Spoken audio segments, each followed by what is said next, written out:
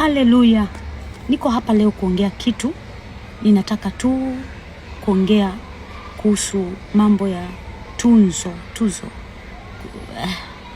Mimi ni mtumishi wa Mungu, na katika muda wote ambao nimeanza kumtumikia Mungu hii miaka yote, sijawahi fikiria niimbe nipewe tuzo au niombe kura, naomba nipigieni nipate tuzo. Hapana.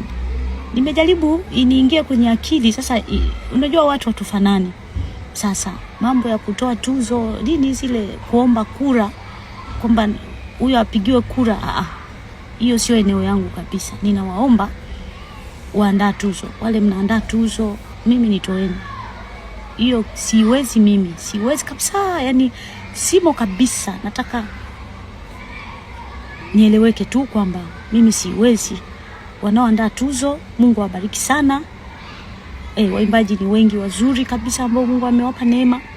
Nafikiri hao wanaweza kaendelea, lakini mimi jina langu kwenye tuzo msiniweke kabisa, kwa sababu tuzo za kuomba kura mimi kama ni tuzo tu kwamba anapewa tuzo ya heshima, anapewa tuzo ya kazi aliyoifanya, sawa, niwekeni. Lakini hizi za kusema nitaomba tuzo, nitaomba kura, jamani nipigieni kura, mimi naomba hizo kitu msiniweke. Sijawahi kuwaza kupewa tuzo, sijawahi kuimba nipate tuzo.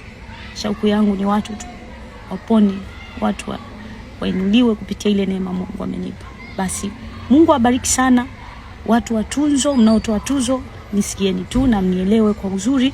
Hii ni kazi ya Mungu. Kila mtu na vile ameitwa na vile anasikia ndani yake, kwa sababu hazina ya mtu ilipo ndipo moyo wake uko. Kwa hiyo mimi moyo wangu hauko kabisa kwenye kuomba kura za tuzo.